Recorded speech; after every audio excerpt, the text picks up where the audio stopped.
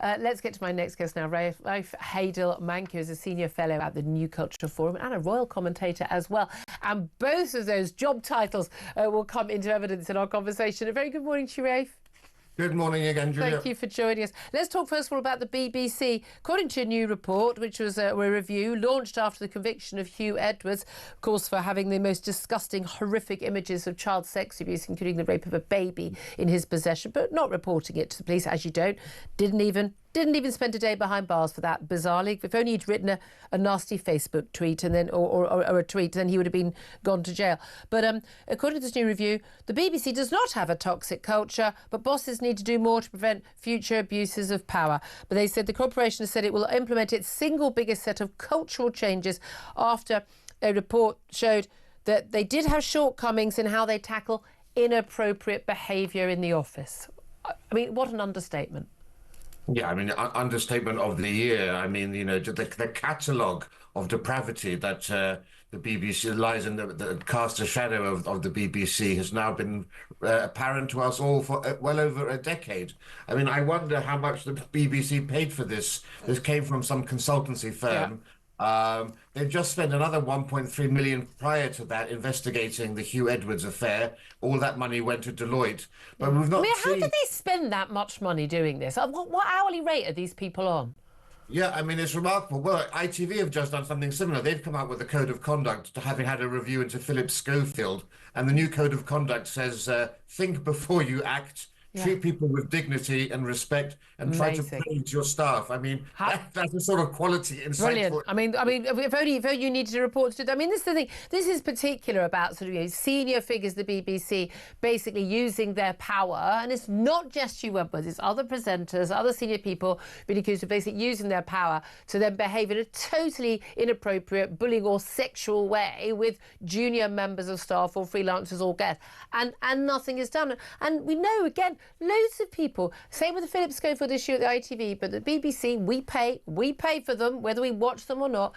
That, you know, numerous people, I know people who I've worked with myself who, you know, who saw things like Huw Edwards sort of looking at sex dating sites in the office, for goodness sake, and constantly harassing young male staff, and they go to the senior managers and nothing happens. Yeah, well, of course, the power imbalances you get in any organisation are always favouring those people who hold the power. But it's even more apparent in places like the BBC, where, of course, you have that star quality around you. And if you are a young intern, if you're someone who wants to make their way through the corridors of power, of course, you're naturally going to be reticent about speaking up. And those brave people who did stand up, and this is what Tim Davies, the Director General, has also admitted, they went forward, they made their complaints, and then they were in limbo. They didn't know what was happening. Yeah, I mean, it was all dropped. And the thing that gets me, sorry, Julia, the thing that gets me is, why is this so late, right? In 2001, you had the BBC presenter Jonathan King jailed, right? Jimmy Savile's revelations came out in 2012. That's 13 years ago. Yeah. That led to Operation Yewtree of Scotland Yard, where we saw, you know, Rolf Harris being jailed, Stuart Hall from It's a Knockout being jailed. This is well over a decade ago. They launched a review at that time. Nothing happened with that review. It was kicked into the long grass once again. Yeah. And then you sort of got the idea that they felt, oh, those were old toxic males of the 1970s. It's all changed no longer now. Like that. No, but again, and these people obviously know they can act with impunity, and they carry on. I also think it's absolutely fascinating. Yet another BBC employee or staffer or freelancer for BBC Arabic has been exposed as violently anti-Semitic. This is Sema Azanini. He has tweeted numerous anti-Semitic posts. He's been on the telly, on BBC Arabic again and again. He has celebrated attacks on Israel and terror attacks on Jews, and even tweeted at one point, "We'll burn Jews like Hitler did." But no, not a problem for the BBC, apparently. When we talk about toxic culture, that's about as toxic as it can get. Yeah, well, actually, it's not just the BBC here. You know, we get the police knocking on your door for tweets that you've made.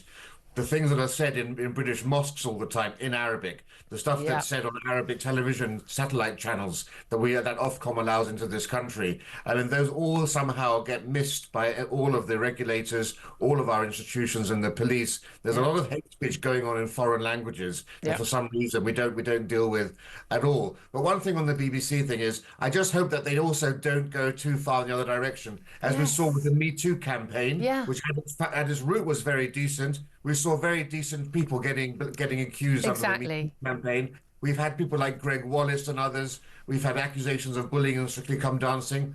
I don't know what the truth is behind all of No. those, but people do worry that perhaps we are going a bit too much in And the other and direction. that's the thing. But also the main thing about these things always take far too long, and it's unfair on both people who've made the accusation and people who are accused. And as you say, we're not there in those circumstances. Just want to touch very briefly, because I do want to get in the royal story, but very, very briefly. 2 protesters were arrested after trying to disrupt the London Marathon. They're wearing red powder paint in front of the elite runners at about 10:30 yesterday. Barrows at Tower Bridge, wearing T-shirts that read "Youth Demand, Stop Arming Israel." Usual nonsense. I love the fact there is nothing they won't make about them. Nothing at all. But just finally, I also want to talk to you about Prince Andrew. Some reports say that there is no way back for him into royal life, despite the fact he obviously thinks he can make a comeback after the tragic death, we believe, by suicide of Virginia Giuffre. She's the woman who's accused him of having sex with her on a number of occasions when she was 17, or when she was sexually trafficked by Jeffrey Epstein. He paid her a huge multi-million-pound sum, even though, of course, he says he has never met her, to end a civil case against him in the States. But do you think there is any way back for him? No, I mean he has to be happy now that we'll see him maybe once or twice a year at private family events like attending Christmas, Yeah. going to church, as we saw him for Easter at St George's, Windsor. But as I've said before, Prince Andrew has never been judged in a court of law. In fact, we understand he didn't really want to have the settlement paid. No. That was the situation foisted upon him. He felt he should have his day in court. Yeah, but he also thought he'd do well at the Newsnight interview, and Yes, thought afterwards he'd done so. His judgment probably not very good. Yeah, but my point is, he's been tried and found guilty in the eyes of the public, and that may be fair or unfair. Well, but he has to just understand clarifying, that have you ever paid anyone millions of dollars to ask them to end a lawsuit with someone you've never met, just out of interest? Because I haven't. My point is, it was the royal household who insisted on that. He didn't insist upon that. My point is, though, he was willing to lay down his life for Queen and country in the Falklands War. This comes upon a similar sort of sacrifice, going into the wilderness in order to ensure that the monarchy survives intact. Yeah, but And he's not doing it damage- willingly. There's no way Chaz or William are going to let him back in. Come on. No, I'm not saying that. I'm just saying this is what he needs to do. Yeah. I'm giving advice, if anything else. Yeah. But he had 2 good things going for him. He thought one was when Virginia Giuffre dropped charges against the accusation against Alan Dershowitz, the lawyer. Yep, we're running out of time, Rafe. Sorry, quickly. And then also when she had that Instagram post recently in hospital, Claiming which she had cast 4 doubt days on to her live. veracity. Yeah, I mean, the awful thing is, people say, well, she's no longer credible, but the reality is when people have been treated the way she is treated, as we see with the grooming gang victims as well, they cease to become credible, but because of what has happened to them. Rafe Heydel-Mankoo, thank you so much. So much more to talk about.